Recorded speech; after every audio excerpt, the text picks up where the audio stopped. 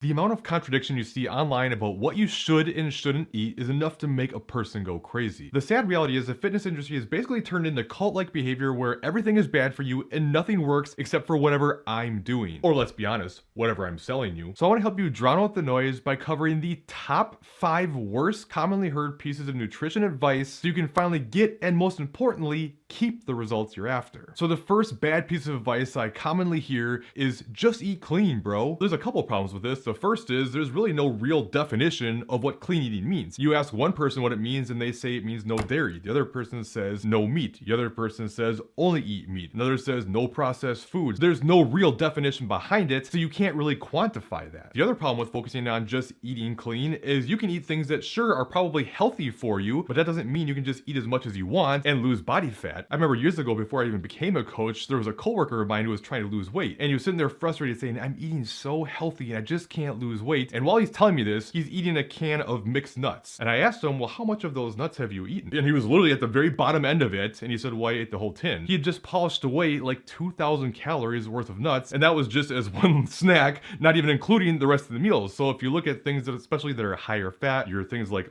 oils and nuts and seeds, these have great healthy properties to them, but you don't get very much of them for the calories they give you, so you can absolutely eat healthy foods and not lose weight and even gain weight. The second thing I commonly hear, while similar to number one, is the advice to eliminate all of your favorite foods, anything that's considered junk, eliminate all sugar, eliminate anything completely from your diet, is typically terrible advice because it just sets you up for a binging mindset. Hell, when I started getting serious about fitness back in 2008, I was pretty much a strict clean eater, and I actually did pretty good from 2008 all the way to like 2012, got in pretty good shape, maintained it, but eventually I couldn't take it anymore and I snapped. Fast forward a couple of years, I'd gained 30-40 pounds, I was way heavier than I ever wanted to be, and the reason it happened is because I felt like I couldn't sustain that diet anymore, and if I can't be perfect, what's the point? Thankfully, I discovered flexible dieting around 2014, 2015, eventually was able to lose that weight, get in much better shape, and I've been able to sustain that now for a decade because I understand food doesn't have morality. It doesn't have to be this all on, all off perfectionist mentality. Now, I'm not saying that food quality doesn't matter. You should absolutely fuel yourself on plenty of nutrient dense, whole foods, minimally processed foods, but that doesn't mean you can't have anything you enjoy. It doesn't mean a donut's gonna ruin all your progress. It does not work that way. The third commonly used advice that I think is terrible, and this has really grown significantly in the last few years, it's that this diet not only is the best way to lose weight, but it's the only way to lose weight and nothing else works. Like I said right up front, this cult-like behavior has gotten absolutely insane. It's basically the third thing behind now politics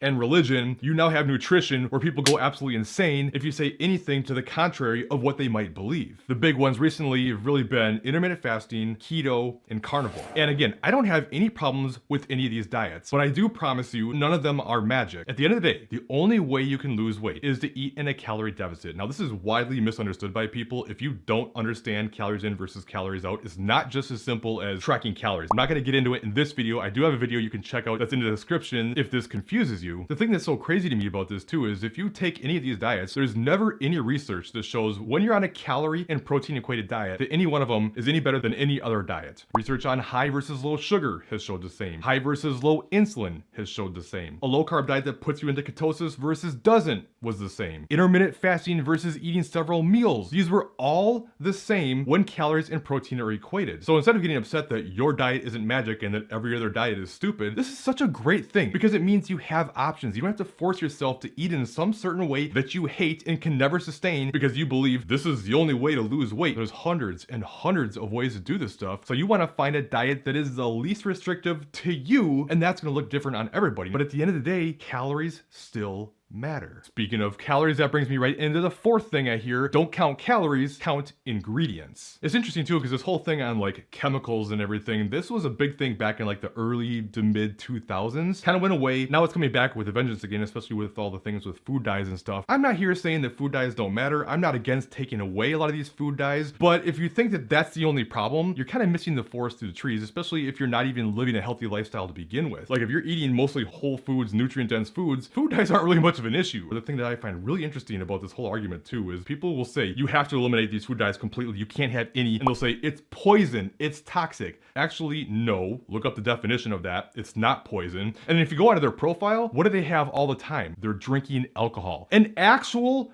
poison they're okay with, but they say, no, that's okay in moderation. So the actual poison can be done in moderation, but the one that's not a poison, you can't do that in moderation. Again, I think it's great to start eliminating some of these things. I'm not saying that calories are the only thing that matters, and no matter what we're talking about, it's always about the dosage. Everything in the world is a chemical, including water. You can literally die from drinking too much water. So what makes something toxic is the dosage of what you have that chemical in. And at the end of the day, the big message I'm trying to drive home to people is moderation, moderation, moderation. This is what makes it a sustainable lifestyle and allows you to get results and keep them long term. And if you're never working out and your diet is mostly processed foods and you're barely even eating any protein and you're just not living a healthy lifestyle in general, worrying about food dyes is kind of silly. The fifth worst advice you hear is just eat less and move more.